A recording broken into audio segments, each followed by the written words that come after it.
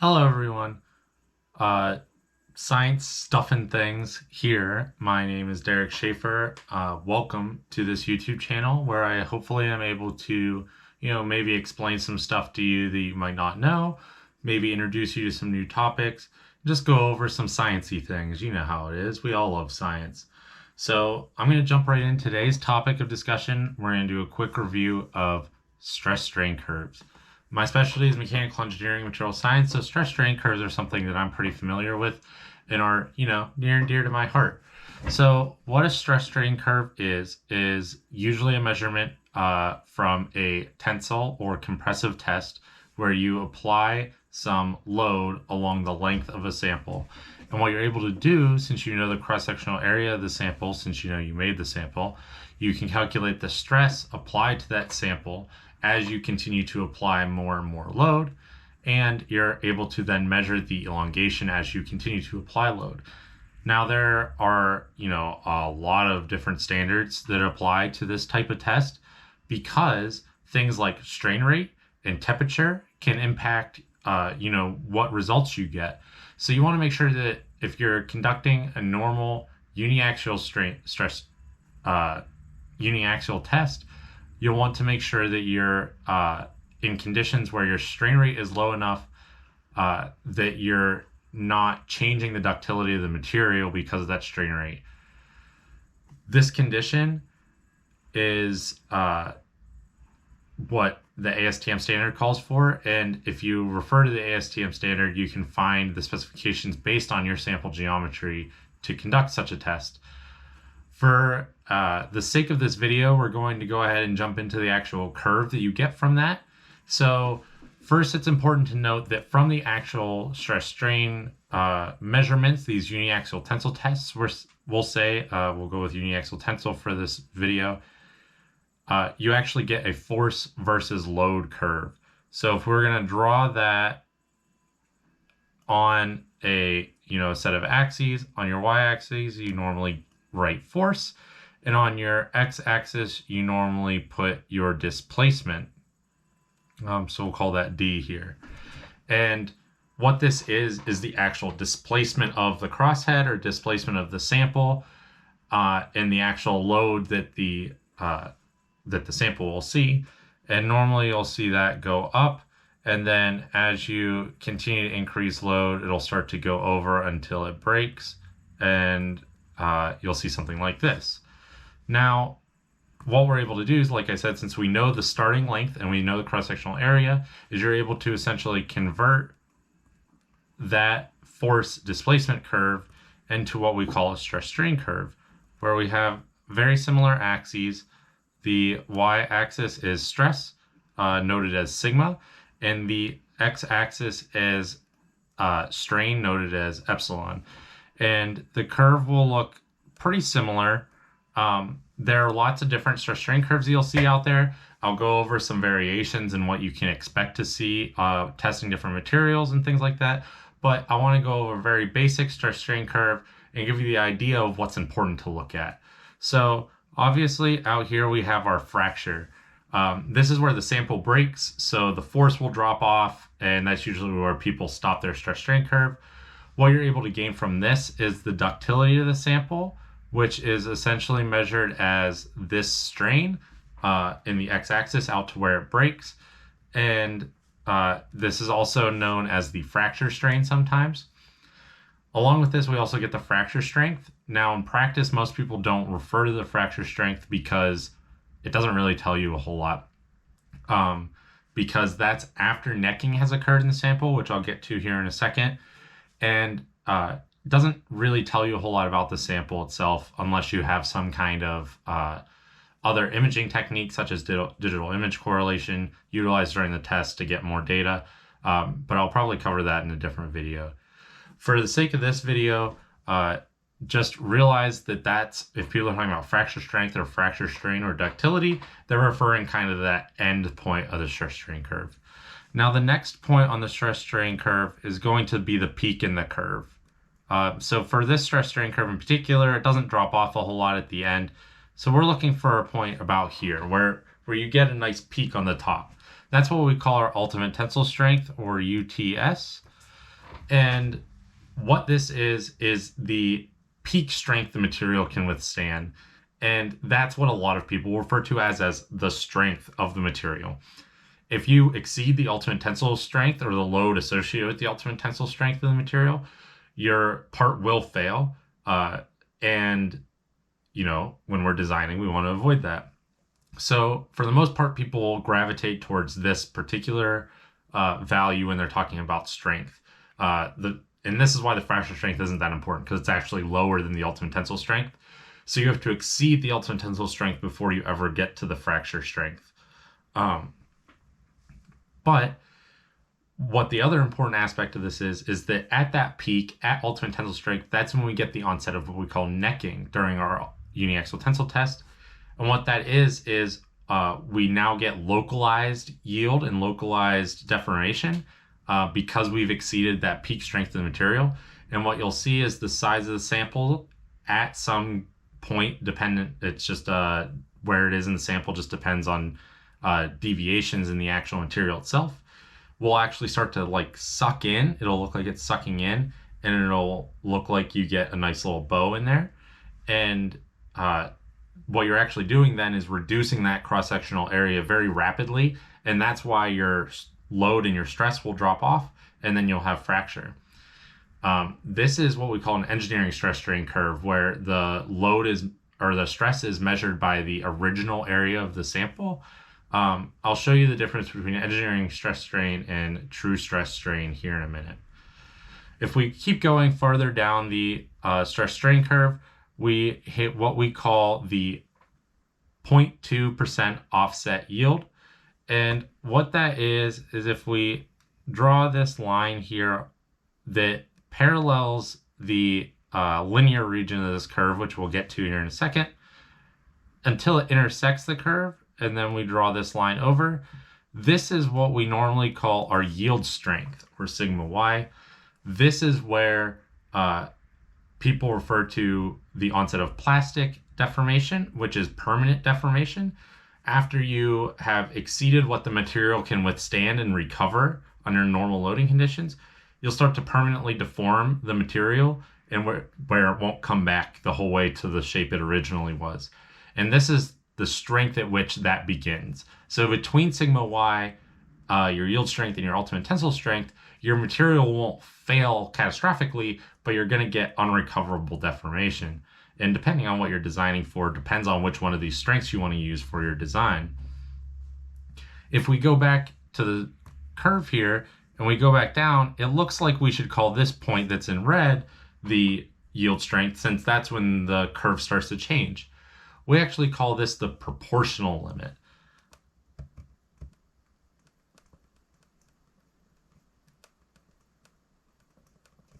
And the reason that we call this the proportional limit, not the yield strength, is because it's hard to measure, essentially.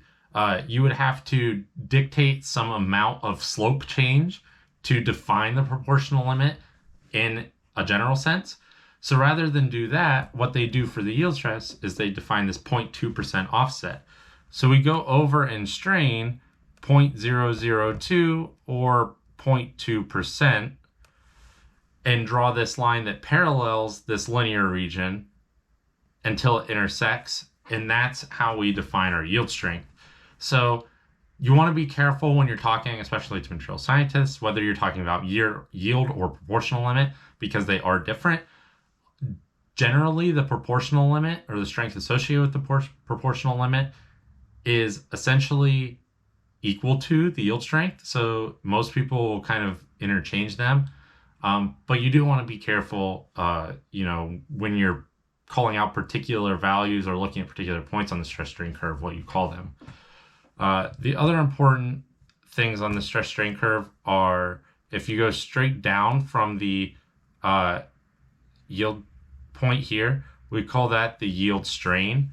And most people, like I said, they'll refer to this proportional limit as that. So sometimes you'll see it for either where they draw the yield or where they draw the proportional limit, and they call yield strain. It's kind of similar idea here where they kind of interchange them. But the idea is just that you can define the onset of plastic deformation either by stress or strain. So you can exceed some, some elongation. And after that amount of elongation, now we're going to plastically deform, permanently deform our material and not be able to recover that elongation.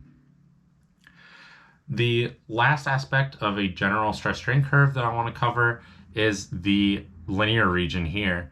The important part of this linear region, which we call the elastic region, is the slope. The slope is what we call our stiffness or modulus of elasticity or Young's modulus. And these are all kind of interchangeable. Now, this slope changes and can be different in different directions for things, and that's generally true of a lot of these material properties. So when you get into more detail and you get into more advanced stuff, you'll want to be careful about how you define these terms. They're not all just single variables. A lot of them are defined by matrices full of variables for different orientations. But for this general purpose, we'll just use a linear approximation. So here we have elasticity as the slope of this elastic region. And what that kind of defines is how much the material will stretch given a certain load. This is very similar if you are familiar with, in physics, something like a spring constant, where given a certain load, if you know the spring constant, you can figure out how far that spring is going to stretch. And quite often in engineering design, we treat materials as springs, and we use the elasticity or the stiffness of that material similarly to a spring constant when we're calculating things for like vibrations or rotational velocities and things of that nature. So the relationship between the strain, the stress, and the elasticity is called Hooke's law. And it's just like I said, graphically, you can make that connection there that is defined by Hooke's law.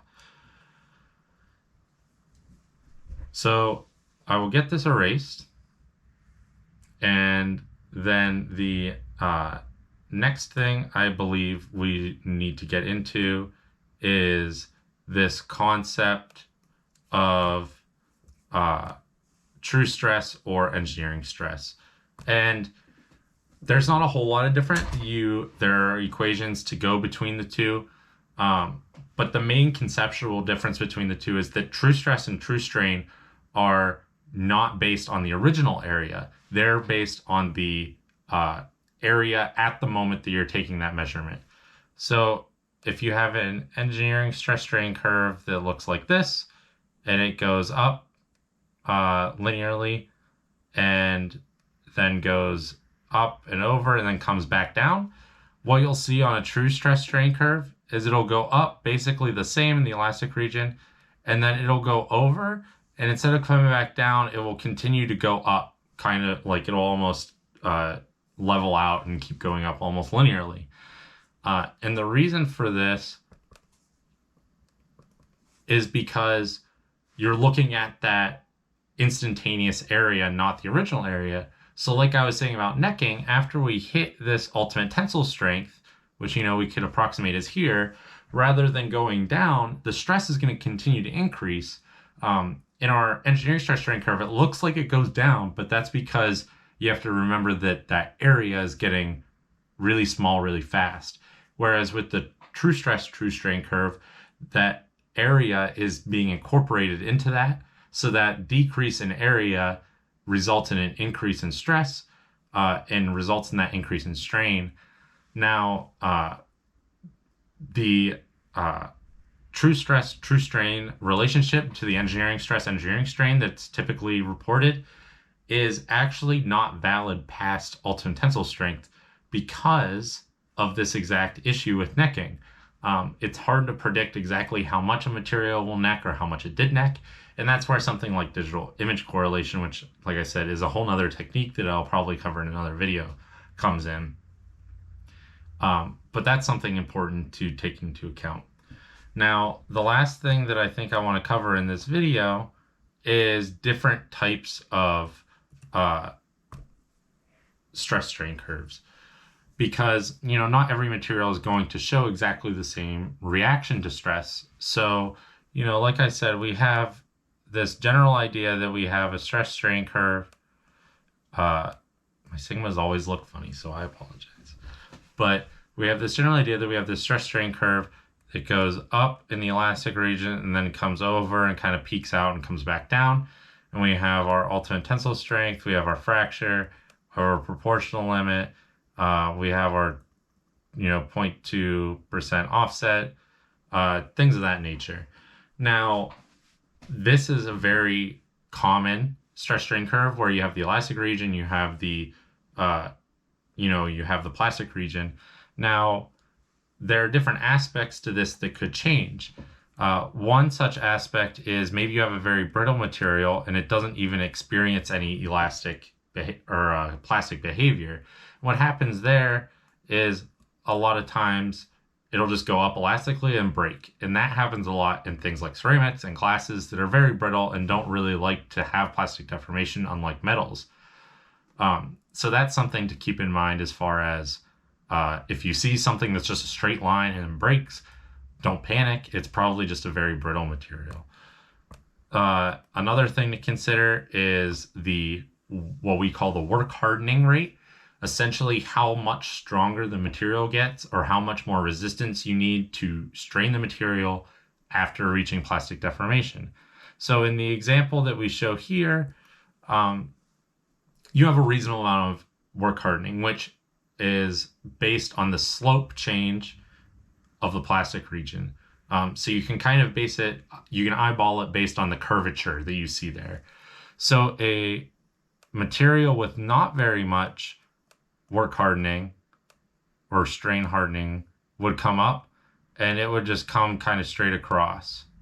And what you can see here is that if we were to reach plastic deformation, the material will plastically deform for a lot of like a long strain, but you don't have a lot of impedance to that. And what that actually results in is when you release the load and that strain you've applied to it actually does not result in strengthening of that material, unlike in one with more of a peak. If you had a material with more work hardening, what you'll see is it'll go up and that slope will start to, decrease. But if it's high work hardening, it'll start to decrease very slowly and you'll get a big arch. So you can kind of eyeball it just based on the archiness of the plastic region. But you can also calculate, the slope change of that curve to get a more analytical view of that. The last aspect of these stress strain curves that are kind of important is the yield region. So we have this basic stress strain curve that we're looking at where it just goes up and then goes straight into plastic deformation. And we can easily define the proportional limit and the yield strength. But what if something weird happens in the yield region? So one such thing is the material goes up elastically, and then we see kind of a peak and it goes down very quickly, and then you'll see some bumpy stuff, and then it'll kind of do the rest of it. And it's almost like you have two parts of the stress strain curve separated by some squiggly lines. And so you see, still have your elastic region here, you still have your plastic region here, but it's almost like you have some weird stuff going on there in the middle. So the question is what is that weird stuff that's happening in the middle, and how do we define what's going on here? So we still define our ultimate tensile strength as this peak point here. We still define our elasticity based on the slope here. What changes is going to be this yield region here. And how we can now define that is based on this point here, that's what we call the upper yield limit, and this point here, which is what we call the lower yield limit. And it's as easy as it kind of sounds based on the name. The upper yield limit will be at the upper point where it caps and kind of starts to come back down. And the lower yield limit will be at the lower point of those squiggly lines, basically the lowest part of that elongation. Now, what is this elongation and why do we have it? Essentially what you get or what it's called is Luder's banding.